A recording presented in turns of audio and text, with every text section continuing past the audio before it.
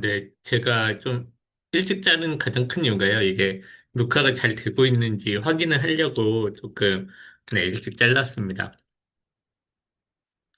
근데 결과적으로는 이제 공기가 우리 몸에 들어오잖아요. 그럼 헤모글로빈까지 이제 산소가 전달이 돼야 되는데 그 전달되는 데에는 수많은 배어리어가 있어요. 그냥 산소가 우리 몸의 공기가 그냥 우리 몸의 혈관과 딱 맞게 닿아 있다. 그럼 어떤 문제가 생길까요? 네. 우리는 산소는 필요하고 이산화탄소 내보내는 건 필요한데 다른 거는 안 들어와야 되잖아요. 그냥 대표적으로 미세먼지가 우리 혈관으로 막 들어온다. 안 되죠. 그래서 배럴리어가 있는 게 정말로 우리 몸의 생존에 큰 도움이 됩니다. 많은 균들도 막아주고요. 많은 미세먼지나 케미컬 이런 것들이 우리 몸으로 흡수되는 걸 막아줄 수 있기 때문에 굉장히 중요한데 첫 번째로는 이제 폐포까지 오면 물층이 있어요. 이 폐포 아까 이렇게 안에 이렇게 물들이 이렇게 있거든요. 그래서 제가 표면 장력을 저번 시간에 말씀을 드렸던 거예요. 그런 다음에 몇 가지 세포층을 쭉쭉쭉쭉 거칩니다. 이 중간에 매트릭스가 하나 있고요. 그 다음에 피까지 거치게 되는데 이 벽이 얇으면 얇을수록 어떻게 되겠어요? 확산이 잘 되겠죠. 이 산소는 그대로 확산으로 우리 몸으로 들어오는 거고 CO2도 확산으로 우리 몸 밖으로 나가는 거기 때문에 이 벽이 얇을수록 확산이 잘 되고요. 벽은 있어야 되지만 얇을수록 좋다. 라는 뜻이 그 산소의 확산 입장에서만 보면 얇을수록 좋습니다. 그래서 이 산소가 결과적으로 이 헤모글로빈까지 또 가가지고 바인딩을 해야 되는데요. 그 능력을 폐의 확산능이라고 합니다. DL 요거를 쓰는데 Diffusion Lung Capacity가 돼요. 이 공식이나 이런 것들까지는 자세히 아실 필요는 없고요. 나중에 네, 나중에 필요하면 그때 공부하시면 되겠습니다. 근데 이 확산능에서 이 월 하나하나, 배열이야 하나하나가 어떤 역할을 하냐? 이게 오매 법칙이잖아요. 저항의 역할을 하는 거예요. 그러니까 월 하나가 두꺼워지면 그만큼 저항이 더 커지는 거고, 월 하나가 늘어나면 직렬로 늘어난 거죠. 저항이. 그러면은 저항이 커지게 되는 거고, 저항이 직렬로 늘어나면 저항은 커지고, 저항이 병렬로 늘어나면 저항은 작아지죠. 네, 그 오메 법칙이 그대로 여기에서 적용된다고 보시면 되고요. 산소 같은 경우에는 헤모글로빈과 그, 굉장히 잘 이렇게 바인딩을 합니다. 완전 바인딩은 아니라고도 계속 앞에서도 말씀을 드렸어요. 꽤 친하게 이렇게 잘 들어가는 물질이 돼요. 그럼 실제로 우리 몸의 산소는 어떻게 되느냐? 이게 알베올라라고 합시다. 그 다음에 요게 이게 알베올라를 지나는 캐필러리예요. 이 왼쪽은 풀모너리 아터리에서 오는 폐동맥에서 오는 피일 거고, 그럼 여기서 나간 캐필러리는 어디로 가겠어요? 풀모너리 베인, 네, 폐정맥으로 가겠죠. 이때 보시면 산소가 폐포를 이렇게 지나가는 와중에서 일반적으로 이게 1일 때가 일반적입니다. 한 33%, 한 3분의 1 정도 지날 때 이미 스테디 스테이트가 됩니다. 스테디 스테이트가 된다는 건 뭐냐? 네. 이미 폐포와 이 혈관의 산소의 농도가 분압이 똑같아져 가지고 산소도 이게 오히려 우리 몸이 산소가 더 높으면 나갈 거 아니에요? 이게 나가는 양과 들어오는 양이 똑같아진다. 평형 상태, 스테디 스테이트라고 합니다. 그러니까 왔다 갔다 안 하는 건 아닌데 그 속도가 똑같아가지고 우리 눈에 볼 땐 똑같아 보인다는 것, 움직이지 않는 것처럼 보인다는 뜻이에요. 그래서 한 3분의 1 지점만 돼도 스테디 스테이트, 이미 받아들일 수 있는 산소는 다 받아들인다는 거예요. 그 얘기는 뭐냐? 네, 이게 중요하죠. 3분의 두 가지 의미가 있을 수 있어요. 하나는 아까 폐월들이 좀 늘어나가지고 확산이 잘 안 돼도, 어느 정도는 안 돼도, 우리가 생존하는 데는 전혀 지장이 없겠네요. 그죠? 이게 33%에서 스테디 스테이트가 되는 거나, 50%에서 스테디 스테이트가 되는 거나, 조금 더 안 좋아져서 75%에서 스테디 스테이트, 혈관이 이제 폐포를 다 거의 지나갈 끝에쯤에서 세츄레이션 100%까지 가는 거나 어쨌든 어느 포인트에서 100%가 되든 100%가 되면 우리 몸에서 충분한 산소를 받아들인 거니까 네, 산소를 받아들이는 양에는 변함이 없는 거죠. 그래서 조금 폐의 확산능 좀 얼이 좀 두꺼워지고 이런 문제가 생겨도 우리 몸에는 문제가 없겠네요. 또 하나는 피가 만약에 3배로 빨리 간다고 쳐봅시다. 이 속도가 3배가 됐어요. 통과하는 속도가. 그래도 3배까지 증가해도, 네, 거의 끝에쯤에는 세츄레이션이 산소가 포화도가 거의 100으로, 네, 평형 상태까지 가겠네요. 지금 33% 정도만 돼도 세츄레이션이 되니까. 그렇게 됩니다. 그래서 이게 언제 중요하냐? 운동할 때 중요하게 돼요. 운동할 때 막 피가 많이 늘어나요. 그 심장 박동이 막 빨라지죠? 막 빨라져가지고 우리 평상시에 60에서 100회라고 하면 막 150회, 180회까지 증가를 한단 말이에요. 그래서 그러면 이 피가 더 빠르게 이렇게 흘러나갈 텐데 만약에 저희가 100%일 때만 세츄레이션이 되었다고 해봅시다. 100%일 때만. 그러니까 피가 정상적으로 흘러야만 100이 되지, 조금만 빠르게 해도 100이 안 돼요. 그러면 심장이 빠르게 뛰는 의미가 산소 공급 면에서만 보면 없어요. 그렇죠? 그래서 심장이 만약에 1만큼 뛸 때, 이제 산소를 1만큼 받아들인다고 하면, 우리가 1만큼, 이게 이전에 이미 세츄레이션이 되는 거니까, 이만큼 뛰면 조금 늦은 포인트, 늦은 부분에서 심장이 피가 더 빨리 가니까 한 66% 정도 갔을 때 100% 세츄레이션이 될 수는 있지만 어쨌든 그래서 결과적으로 산소를 이만큼 가져올 수 있는 거고요.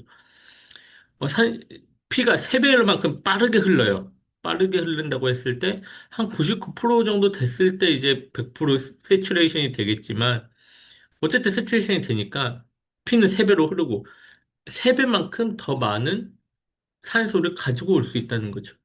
그런데 만약에 끝에서 100%인 부분에서만 1이 되고 50%인 곳에서는 반밖에 안 찬다고 합시다.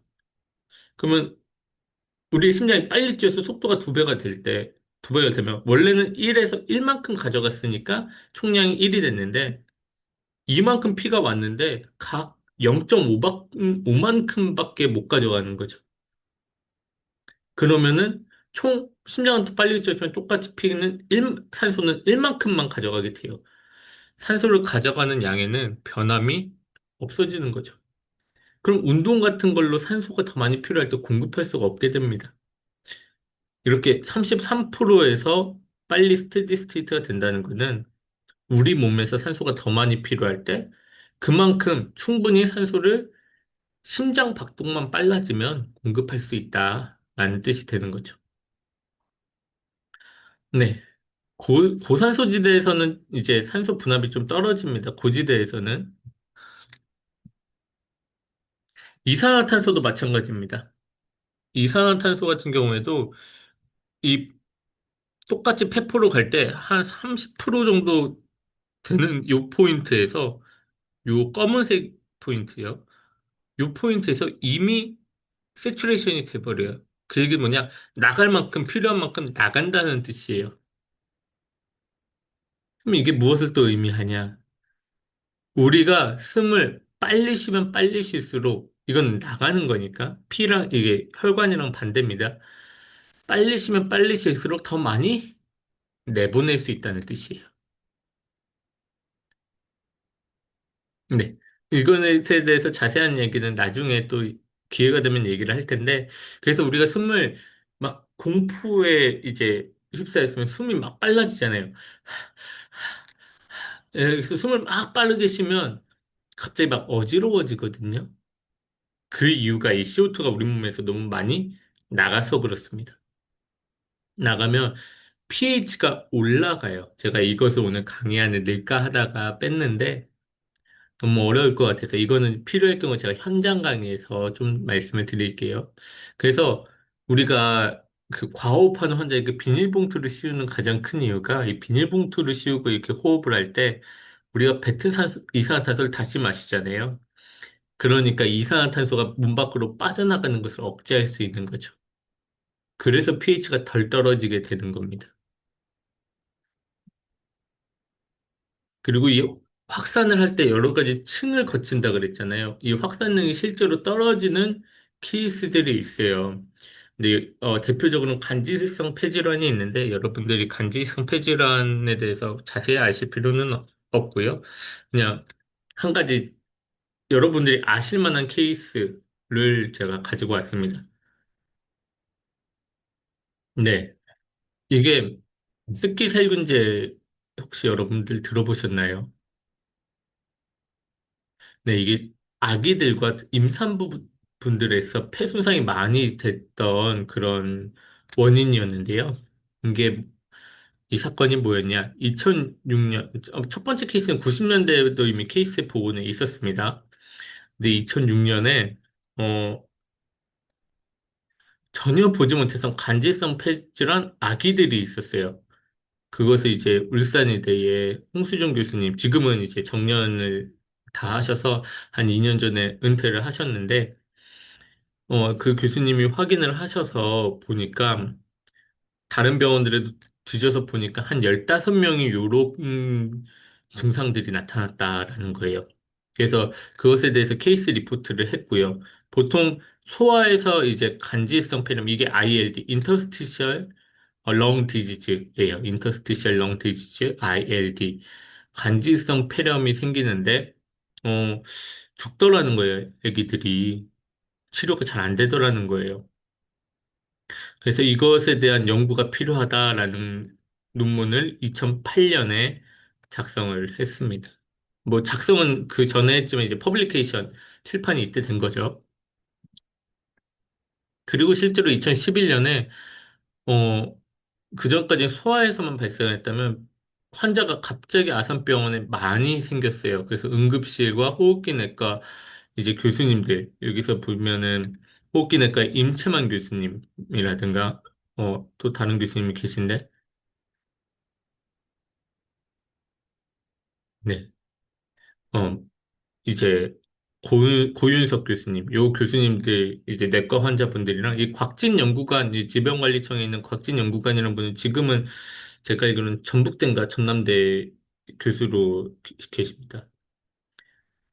이 교수님들이 환자가 이상한 폐질환 증상을 보이는 환자들이 막 발생한다. 이게 뭐지라는 것을 어, 발견해서 역학조사까지 시행을 하게 돼요. 질병관리청과.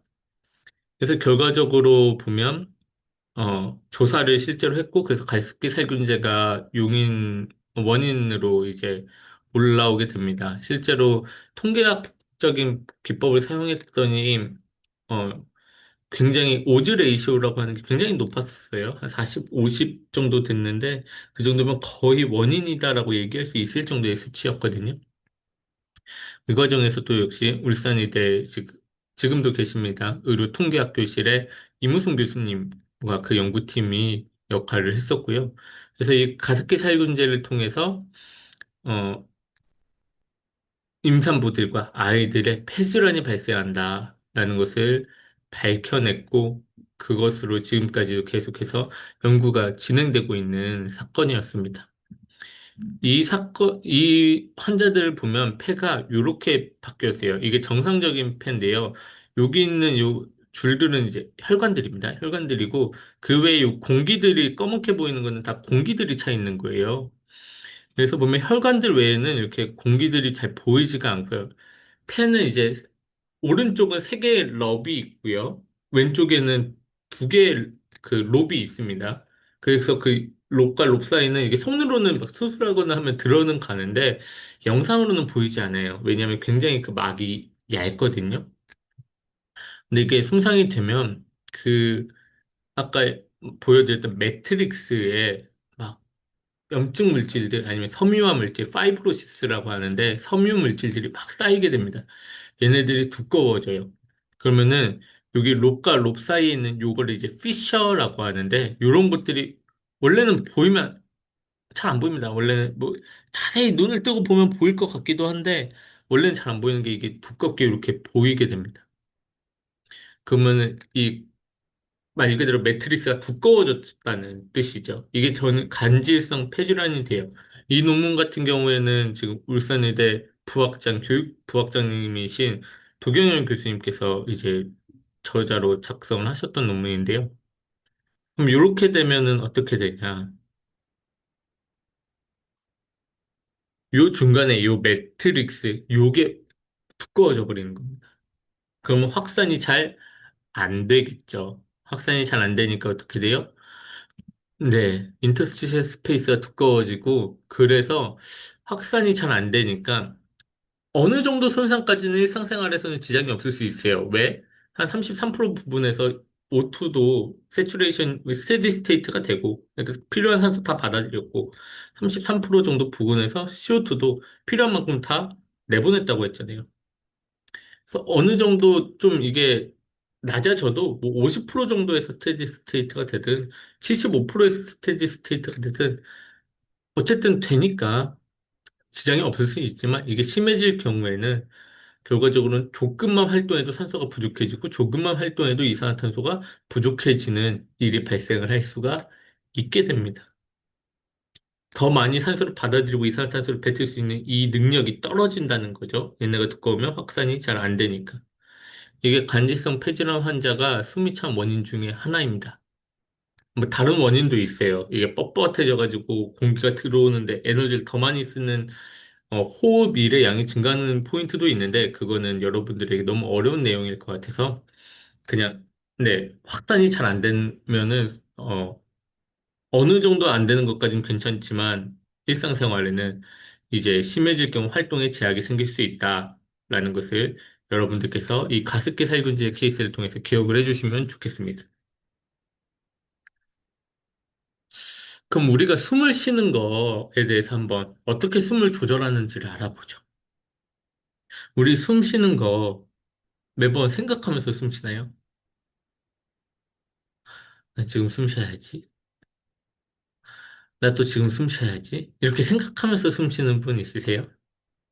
그럼 잠을 못 자죠? 네, 자면서도 우리는 숨을 쉬어야 되는데, 일반적으로 숨은 우리가 의식하면서 숨을 쉬지는 않습니다. 그러니까 자연스럽게 숨을 쉬는 건데, 그것을 조절하는 중요한 게 이제 브레인에 있는데, 그 중에서도 메듈라 오블롱가타, 연수라는 곳에서 중요하게 우리의 숨을 조절합니다. 연수 혹은 숨뇌라고도 해요. 실제로 숨을 쉬는데 그만큼 중요한 역할을 한다고 해서 숨뇌라고도 합니다. 그 외에 이 리듬을 조절하는 데에는 폰스, 교내와 또 다른 이제 브레인스템의 다른 리듬들 그래서 이렇게 관여를 합니다. 리듬을 맞추는 데는. 근데 어쨌든 제일 중요한 건 메듈라 오블롱가타, 연수 혹은 숨뇌. 여기서 제일 중요한 역할을 한다고 보시면 돼요. 그럼 우리가 호흡곤란이라는 거, 디스입니아, 호흡곤란이라는 것은 뭐냐? 아, 내가 숨을 쉬고 있네? 이게 느껴져요. 그러면은 호흡곤란입니다. 네. 아, 물론 우리가 지금 이 의식적으로 숨을 쉬고 있는지를 이제 숨 얘기를 하고 있으니까 생각하는 거 말고요. 내가 지금 숨을 쉬려고 조금, 조금이라도 이게 신경 쓰고 노력하게 되면 그게 다 호흡곤란이 되는데, 말 그대로 숨이 짧아진 것 같고, 숨 쉬는데 뭔가 불편한 것 같다. 그게 다 호흡곤란이 됩니다. 그러니까 우리는 숨을 일반적으로 의식하지 않고 쉬는 게 정상이라는 뜻이죠. 그 외에 숨을 조절하는 정말 다양한 것들이 있어요. 우리가 숨을 참으려고 하면 참을 수 있죠. 우리가 악기를 부려고 숨을 참으려고 하면 참을 수 있고, 저는 지금 말을 열심히 하고 있잖아요. 말을 하는 동안에 숨을 들이마실 수가 없잖아요. 이걸 어떻게 조절하냐? 이거는 이제 이렇게 세레브럴 콜텍스, 대뇌가 이제 조절을 하는 건데, 대뇌가 너 숨 쉬지 마라고 하면은 또 우리는 숨을 참을 수가 있어요. 근데 언제까지 참을 수 있냐? 계속 참을 수는 없습니다. 우리가 이렇게 숨을 참아가지고 죽을 때까지 숨을 참는 거, 어, 불가능합니다. 실제로 불가능하다고 저는 얘기할 수 있을 것 같은데 실제로 케이스가 있었는지 모르겠어요. 숨을 계속 참다 보면 갑자기 숨을 쉬어가 이겨버리는 순간이 와요. 그래서 어느 순간까지는 대뇌가 숨을 억제할 수 있는데 이 숨을 쉬어야 돼, 숨을 쉬어야 돼 하는 이 메듈라 오블롱가타의 역할이 어느 순간 확 이겨버리면서 우리가 숨을 참고 싶어도 못 참게 되는 포인트는 존재합니다. 네, 이거는 조금 제가 의대생들한테는 자세하게 강의를 했는데 네, 여러분들에게 그냥 예시만 좀 이렇게 말씀드리면 충분할 것 같아요. 그래서 우리가 자연스럽게 숨을 쉴 때 크게 우리 몸에서 중요하게 보는 세 가지 요소가 있습니다. 너무 복잡해 보이죠, 이 그림. 너무 복잡해 보입니다. 실제로 제가, 중요하다고 한 게, 대뇌가 숨 참아 그러면 참는 거. 그리고 우리가 숨을 쉬는 데는 근육이 중요하다 그랬죠? 그래서 다이아프램을 수축해서 내려가고 숨을 쉴 때, 그 숨을 들이마실 때, 이게 체스트월은 위로 올라가야 된다 그랬어요. 이때는 외늑강극, 이스터널 인터코스탈 머슬이 수축하는 게 중요하다고 했죠. 그리고 자연스럽게 힘을 빠지면 이게 돌아오면서 공기가 나가게 되는데, 이 머슬 막 이렇게 연결되어 있습니다. 근데 오늘 포인트에서 저희 중요한 거는 요 세 가지예요. 우리 몸에서 숨을 쉬려고 이게 디텍션하고 있는 세 가지가 있어요. 이게 뭐냐면 CO2 농도고요. 또 하나는 산소 분압이고요. 또 하나는 pH입니다. 간단하게 생각하시면 돼요. 우리의 숨이 CO2를 내보내는 역할을 하고 산소를 받아들이는 역할을 하죠. 그러면 산소가 부족하면 숨을 더 쉬고 싶어지겠네요. 그죠? 이산화탄소를 내보내는 역할을 하니까 이산화탄소가 쌓여 있으면 숨을 쉬고 싶어 하겠네요. 그리고 이산화탄소가 쌓여 있으면 어떤 현상이 벌어져요? pH가 떨어지게 되죠. 네.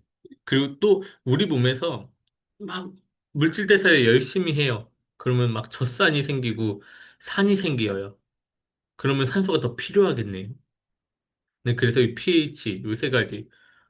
산소가 부족할 때, pH가 떨어질 때, CO2가 높아질 때, 우리 몸은 숨을 쉬어야 되겠다라는 더 강한 자극을 받게 됩니다. 이 자극을 받는 크가지 두 가지 위치가 있어요. 하나는 페리페럴 케모 리셉터가 있고요. 하나는 이제 센트럴 케모 리셉터가 있습니다.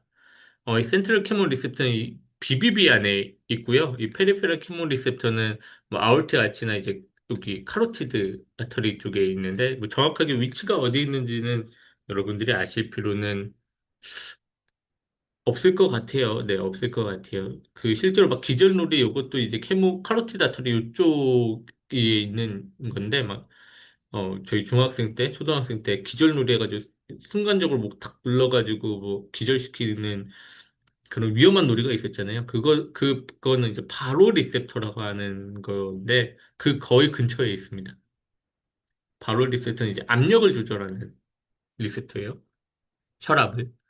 근데 어쨌든, 위치까지는 정확하게 이제 아실 필요는 없을 것 같고, CO2, O2, pH를 센싱하는 리셉터들이 있다. 요것만 아시면 될 것 같습니다. 그래서 실제로 어떻게 되냐.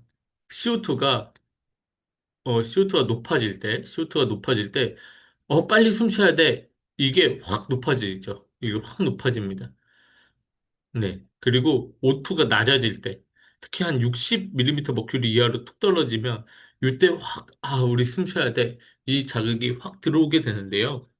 근데 보통 무엇이 더 힘이 세냐면, CO2에 우리가 숨이 좀 더 민감해요. 왜냐하면 센트럴 케모 리셉터가 작용을 하는데, 앞에서 그림을 자세히 보시면, PO2는 페리페랄 케모 리셉터만 자극을 하거든요. 그래서 좀 넘어가면 네, 요 CO2만 센트럴 케모 리셉터를 자극한다고 나오잖아요. 이 센트럴 케모 리셉터가 중요한 역할을 하는데 네, CO2만 여기를 자극을 하다 보니까 CO2 농도에 좀 더 우리 몸은 예민합니다.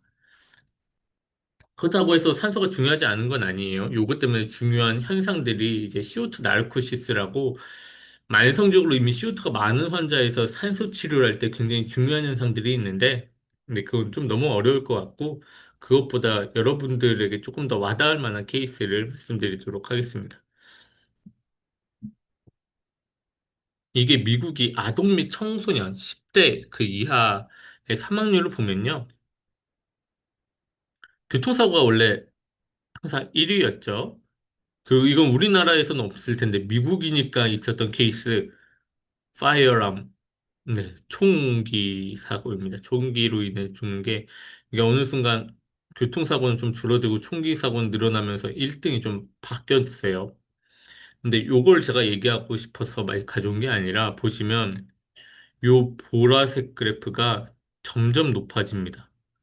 점점 높아지는데, 그래도, 어, 막 그렇게 높진 않다가 2019년부터 20년 요 사이에 확 증가해요. 그래서 사망 원인 3등까지 가버립니다. 그게 뭐냐? 드러그 오버도즈 앤 포이즈닝, 약물 중독이에요. 20년. 그러니까 19년까지만 해도 어 5위 아래 거의 7등, 8등 요 정도에 있었던 약물 중독이 2020년에 3등으로 등극을 하게 됩니다. 실제로 NEJM에 실린 데이터예요. 그리고 이건 최근 미국 CDC에서 발표한 자료입니다. 보시면 원래 항상 이 모터 베이클 트래픽 요게 1등이었어요. 이건 1세에서 44세인데 근데 요 포이즈닝 이 좀 진한 파란색이 포이즈닝이거든요. 이 비율보다 원래 밑에 있는 비율 요 연한 파란색이 더 높죠. 그런데 2020년부터 이 진한 파란색 비율이 확 증가하게 됩니다. 그래서 압도적인 1위를 하게 돼요. 이게 뭐냐? 약물 중독이죠. 포이즈닝, 약물 중독입니다.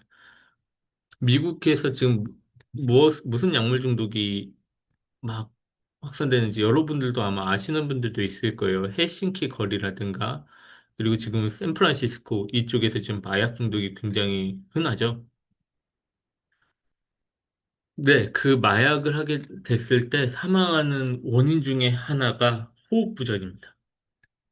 뭐냐면 마약을 하면 호흡을 잘 안 하게 되는데 그 기전도 뭐 한두 개는 아니에요. 절대 한두 개는 아니고. 근데, 가장 대표적인 원인 중 하나가 이 이산화탄소의 증가나 산소의 부족이 이 마약, 모르핀이나 펜타닐에 중독될 경우 호흡을 촉진하지 못합니다. 그러니까 숨을 쉬어야 되는 욕구 자체가 떨어져 버린 거예요. 그러니까 숨을 안 쉬어요. 그래서 실제로 숨을 안 쉬어서 죽는 케이스가 굉장히 많습니다. 네, 그래서 실제로 약물 중독 때문에 사람이 왜 죽어? 왜 죽어? 라고 할 때, 이 모르핀, 펜타닐, 이 마약 중독은 실제로 숨을 안 쉬어서 죽습니다. 이 페리페럴 케모 리셉터, 센트럴 케모 리셉터가 작용을 못 하는 거죠. 그 외에도 원인들은 있어요. 하지만 어쨌든 대표적인 원인 중 하나입니다, 이게. 근데 이 모르핀이나 펜타닐이라는 게 절대 나쁜 약이 아니에요. 나쁘게 사용해가지고 나빠진 거지. 언제 진짜 중요하냐? 암 환자에게서는 정말로 중요하거든요. 그래서 암 환자의 진통을 억제시켜주고, 어, 삶의 질을 향상시키는데 이 모르핀, 펜타닐 이 약들이 너무 좋은 약입니다. 근데 마찬가지예요. 이 암 환자에서 진통 효과를 위해서 모르핀이나 펜타닐을 사용할 때 호흡수를 실제로 체크를 꼭 해야 됩니다. 그래서 실제로 호흡수가 줄어든 것 같다. 그러면 이 오피오이드 안타고니스트, 날록손, 날트렉손을 사용해가지고 호흡을 유지시켜주는 경우들도 꽤 있어요. 어, 그렇기 때문에, 이 암 환자에서 이 모르핀을 사용할 때 호흡수를 왜 체크해야 되냐? 원래 일반적으로 우리는 숨은 제가 계속 말씀드렸죠. 의식하지 않고 숨을 쉽니다. 특히 CO2가 높아지거나 산소가 떨어지거나 pH가 떨어졌을 때 우리 몸은 더 숨을 쉬어야 돼. 숨을 좀 더 많이 쉬어야 돼. 이게 자연스럽게 리셉터에 의해서 감지가 되고 그래서 자연스럽게 숨을 더 쉬게 되는 욕구가 생기게 되는데 모르핀이나 펜타닐에 의해서 이게 억제가 되면 숨을 쉬어야 되는데도 숨을 쉬어야 되는 욕구를 못 느끼게 되고 그래서 숨을 안 쉬어서 환자가 사망할 수도 있기 때문에 그래서 호흡수를 반드시 약물을 사용할 때 체크를 해야 된다. 그래서 여러분들이 기억하시면 되겠습니다. 근데 오늘의 강의는 여기까지고요. 저희가 다음 주에는 원래는 호흡을 여기까지만 하고 마치려고 했어요. 그런데 조금 여러분들이 순환으로 넘어가기 전에 호흡과 순환 이게 어떻게 비율이 맞는 게 중요한가 그걸 한번 보고 넘어가면 좋을 것 같아서 호흡을 1시간 정도만 또 추가로 진행을 하려고 하고요. 그 다음에 바로 순환으로 넘어가기 전에 이 순환이 왜 중요한지를 실제로 디지즈 케이스, 허혈이라고 하는 거는 피가 안 통하는 상태, 이스케미아, 피가 안 통하는 상태를 의미합니다. 허혈이 될 경우 어떤 현상이 벌어지는지를 보고 우리가 그래서 순환이 이런 역할을 하겠구나를 한번 예상할 수 있도록 다음 주에는 이 부분에 대해서 같이 공부해 보도록 하겠습니다. 네, 오늘 강의는 여기까지입니다. 감사합니다.